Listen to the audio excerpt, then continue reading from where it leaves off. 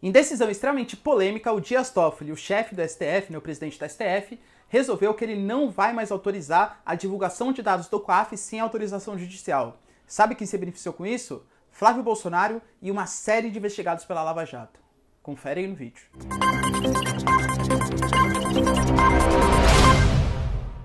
Fala galera, beleza? Também tá legais, tranquilo de boa? Então tá, ó. Pra quem não me conhece, meu nome é Ricardo Marcílio. E antes de qualquer coisa, eu quero pedir aqui pra vocês, por favor, ó. Se vocês gostam de geografia, geopolítica, atualidades, notícias, enfim, tudo pra se manter sempre bem atualizado, já se inscreve no canal, deixa seu like, compartilha esse vídeo, que eu conto muito com a ajuda de vocês. Tamo junto? Então tá. Bom, galera, é o seguinte, ó. Em decisão extremamente polêmica, hoje de manhã, né, o ministro Dias Toffoli, que é o presidente do STF, resolveu que era inconstitucional o COAF, que ele fica ali, o COAF é um dos organismos, né, de fiscalização. Ele fica investigando operações financeiras e ele resolveu que era ilegal o COAF investigar e repassar essas informações para o Ministério Público ou qualquer, enfim, advogado de acusação, para que ele acuse alguém sem prévia autorização judicial. Lembrando, galera, que o COAF ele já fez isso em outras várias movimentações, em outros vários casos, e a justiça nunca negou, nunca falou que era inconstitucional. Agora o Dias Toffoli ele suspendeu e provavelmente o STF ele vai julgar se essa matéria é constitucional ou não só lá em novembro, tá? Pra gente entender o que tá acontecendo, galera, pra quem não sabe, o Flávio Bolsonaro, no comecinho do ano, dentre os filhos, né, o 01, 02, 03, enfim, os filhos do Bolsonaro, ele é o que tava mais, assim, comprometido em casos de aparentemente esquemas. Pra quem não sabe, ele fazia a tal da... Aparentemente, né? Supostamente fazia a tal da repartidinha. O que seria essa repartidinha?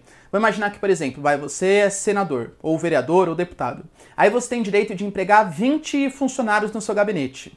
Só que você não precisa desses 20 funcionários. O que você faz? Você contrata 10, legalmente, e os outros 10 que você não precisaria, você faz um acordo. Ó, sei lá, o salário de um secretário de gabinete seria, sei lá, 10 mil reais. Sabe o que você faz? Então, ó, como eu vou te contratar sem a necessidade, eu te dou um salário de 10 mil. Só que você vai devolver pra mim 5 mil reais. E se quiser, ó, não precisa nem vir trabalhar.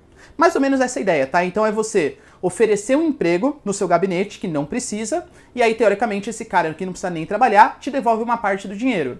E suspeitava-se que o Queiroz, né, famosíssimo Queiroz, era o cara que fazia essas movimentações, era o cara responsável. Até porque ele fez não sei quantos depósitos de 2 mil reais, depositou também uma grana na conta da Michelle Bolsonaro, né, que é a esposa do Bolsonaro. O Bolsonaro alegou que era um empréstimo que ele tinha feito, enfim. Aí perguntaram como que ele conseguia ganhar tanto dinheiro, toda a movimentação financeira. Ele falou que ele fazia uns rolos com carro, vai saber. E fato é que ele subiu, tá? Desapareceu o caso do Queiroz, ninguém fala mais e tal. E o Flávio Bolsonaro estava sendo investigado. Só que o Flávio Bolsonaro, ele sempre falou assim, meu, não concordo com isso, eu preciso parar essa investigação de algum jeito.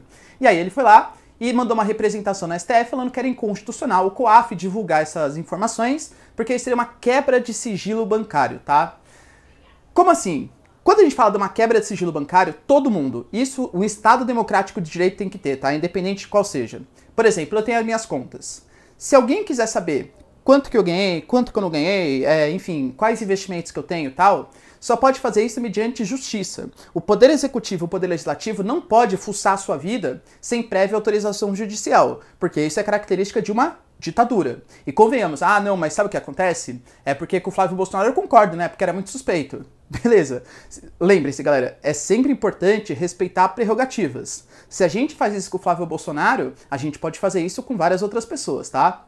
A grande questão é que a maioria dos juristas e o próprio Procuradoria da República falou que isso não é quebra de sigilo bancário, é movimentação de operações financeiras. Aí depois entrou com um pedido na justiça e a justiça aí sim pede a quebra do sigilo bancário, percebe?